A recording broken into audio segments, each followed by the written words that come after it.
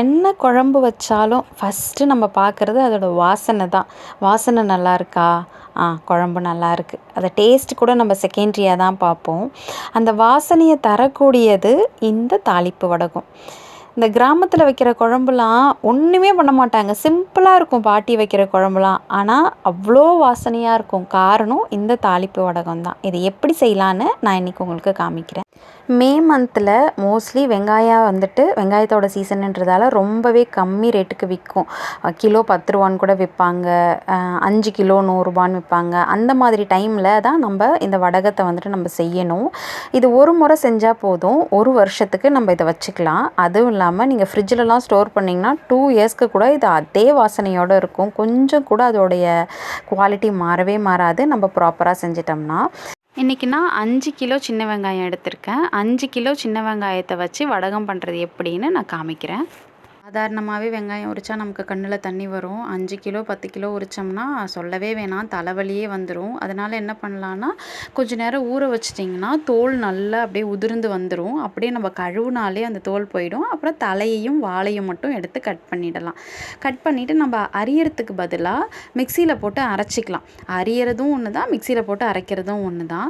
இல்லைனா சாப்பர் இருந்துச்சுன்னா சாப்பரில் போட்டு நல்லா சாப் பண்ணிக்கலாம். அரைக்கக்குள்ளே சட்னி மாதிரி அரைக்காமல் ஓரளவுக்கு இந்த மாதிரி கன்சிஸ்டன்சியில் நீங்கள் அரைச்சிக்கிட்டால் போதும். ஒரு 4 3 உடஞ்ச மாதிரி இருக்கும். அந்த மாதிரி டைமில் நம்ம ஆஃப் பண்ணிவிட்டு இது எல்லாத்தையும் அரைச்சி தனியாக எடுத்துக்கணும். இந்த வடகம் வாசனைக்காக மட்டும் பண்ண மாட்டாங்க. இதில் உடல் ஆரோக்கியமும் அடங்கியிருக்கு. நம்ம டெய்லி ரொட்டீனில் விளக்கெண்ணெய்லாம் நம்ம சேர்க்கவே மாட்டோம். ஆனால் இந்த வடகம் முழுக்க விளக்கெண்ணெயில் மட்டும்தான் செய்வாங்க. அதனால உடல் சூடு தானாகவே குறைஞ்சிரும். அதனால் நம்ம இந்த வடகம் யூஸ் பண்ணுறது ரொம்பவும் நல்லது தான். இதுக்கு தேவையான அளவு உப்பு ஒரு கைப்பிடி அளவுக்கு உப்பு போதும். 25 கிராம் மஞ்சத்தூள் போதும். நான் ஸ்பூன்லேயே போட்டுக்கிறேன். என்கிட்ட ஆல்ரெடி நான் வீட்டில் அரைச்சி வச்ச மஞ்சத்தூள் இருக்குது. ஆனால் நீங்கள் ஒரு 25 கிராம் மட்டும் போட்டுக்கிட்டால் போதும். இதில் நம்ம போடுற இந்த மசாலா பொருள் ரொம்ப கரெக்டாக போடணும். அப்போ தான் நமக்கு கரெக்டான வாசனை கிடைக்கும். இது 50 கிராம் பிடிக்கிற மாதிரி ஒரு டம்ளர் எடுத்திருக்கேன். இதில் ஃபஸ்ட்டு நான் வெந்தயம் கலந்துக்கிறேன். 50 கிராம் வெந்தயம். 5 கிலோ வெங்காயத்துக்கு 50 கிராம் போதும். இதுவே நீங்கள் 10 கிலோ வெங்காயம் எடுத்திங்கன்னா நீங்கள் 100 கிராம் ஆட் பண்ணிக்கோங்க. உங்களுக்கு எவ்வளோக்கு எவ்வளோ வெங்காயம் அதிகமாக வேணுமோ அந்த அளவுக்கு நீங்கள் குவான்டிட்டியை இன்க்ரீஸ் பண்ணிக்கோங்க. அப்போ தான் இது கரெக்டான பதத்தில் வரும். உளுந்தும் கடுகும் போட்டு தாளிக்கக்குள்ளே எப்படி ஒரு குவான்டிட்டியில் நம்ம கலந்து வச்சுருப்போமோ அதை நம்ம இங்கே ஆட் பண்ணிவிடுவோம். அதனால தான் இங்கே அதிகமாக உளுந்து சேர்க்குறோம்.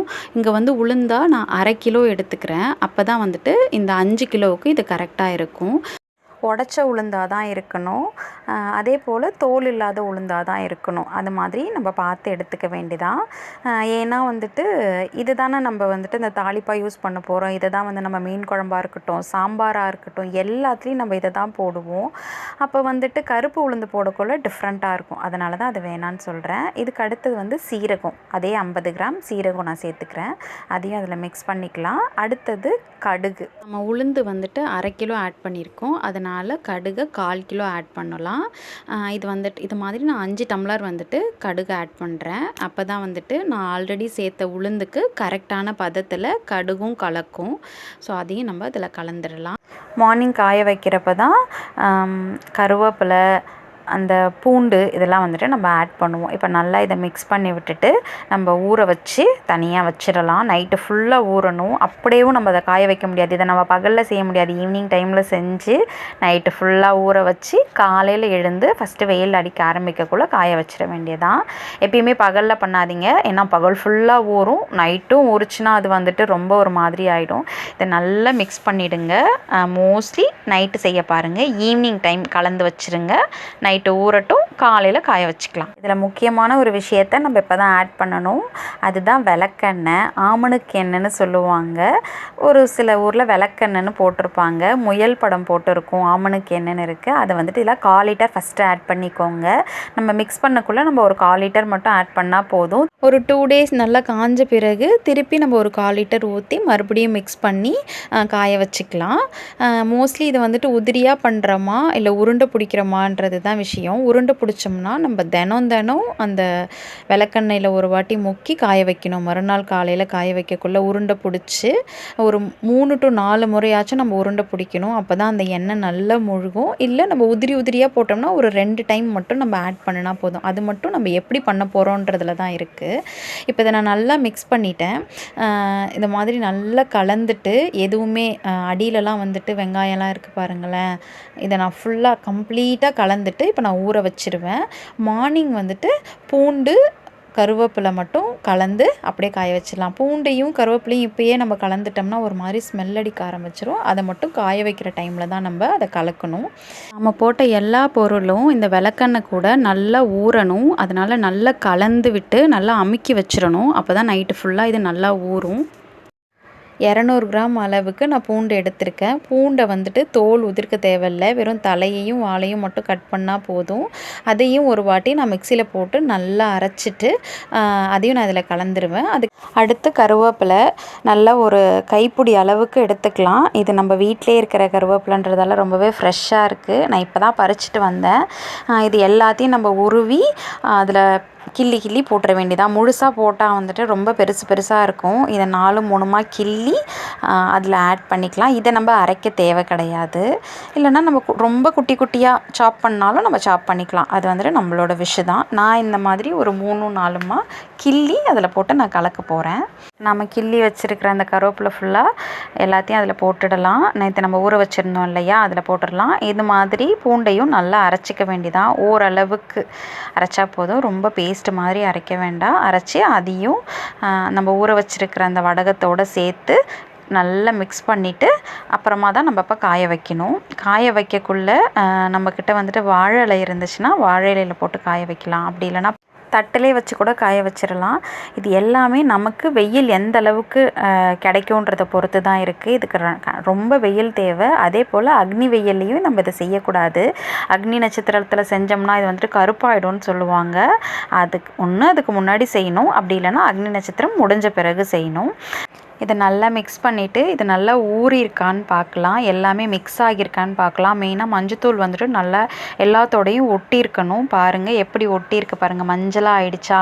இதில் நம்ம போட்ட அந்த கடுகு, உளுந்து, ஜீரகம் எல்லாமே தெரியுது பாருங்கள். வெந்தயம் எல்லாமே இருக்குது. இந்த மாதிரி நல்லா ஊறின பிறகு நம்ம இதை காய வைக்க வேண்டியதான். எந்த விஷயம் செய்கிறதா இருந்தாலும் பிள்ளையார் பிடிச்சி தான் செய்வாங்க. அது மாதிரி வடகத்துக்கும் மெயின் பிள்ளையார் தான். ஃபஸ்ட்டு 2 பிள்ளையாரை பிடிச்சி வச்சுட்டு அதுக்கப்புறம் தான் வந்துட்டு வடகத்தை காயவே வைப்பாங்க. எங்கள் வீட்டில் கொஞ்சம் லைட்டாக வெயில் இருக்கிறதால நாங்கள் பாலித்தீன் கவரில் போட்டு காய வைக்கிறோம். உங்களுக்கு நல்லா கிடைக்கும். நீங்கள் மாடியில் காய வைக்கிறீங்கன்னா வாழை இலையில் போட்டு காய வைங்க.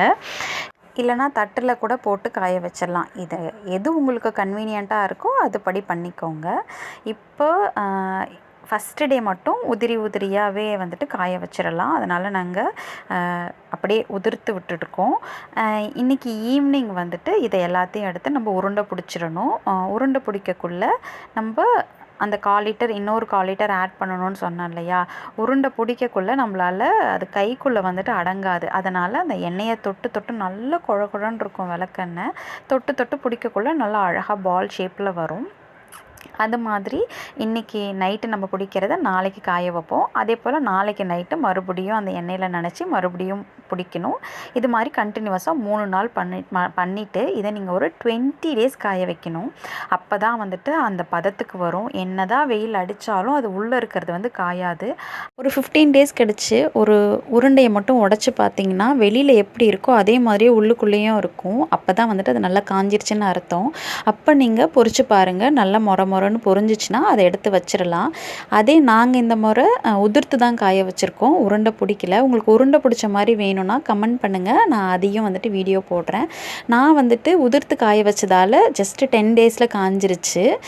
இதை வந்துட்டு நான் இப்படி எடுத்து நான் கையால் இப்படி அமுக்குனேன்னா அந்த மொரப்பு சத்தம் எனக்கு நல்லா கேட்கும். அப்போ நான் எடுத்து எண்ணெயில் போட்டு பார்த்தேன்னா நல்லா படபடன்னு வெடிக்கும். அதை வந்துட்டு நான் ஸ்டோர் பண்ணி வச்சுருவேன். இதுதான் வந்துட்டு தாளிப்பு வடகம் போடுற ப்ராசஸ்ஸு. உங்களுக்கு இந்த வீடியோ பிடிச்சிருந்துச்சுன்னா மறக்காமல் நீங்கள் ட்ரை பண்ணுங்கள். ஏதாச்சும் டவுட் இருந்துச்சுன்னா கமெண்ட் பண்ணுங்கள். உருண்டை பிடிச்ச மாதிரி தாளிப்பு வடகம் போடணுன்னாலும் சொல்லுங்கள். நான் அதையும் இன்னொரு வீடியோவில் போடுறேன். இப்போ நாங்கள் இதை பண்ணினது எங்களுக்கு 1 இயருக்கு வரும். நீங்களும் ட்ரை பண்ணி பாருங்கள். உங்கள் வீட்டு குழம்பு ஹெல்த்தியாகவும் இருக்கும், வாசனையாகவும் இருக்கும்.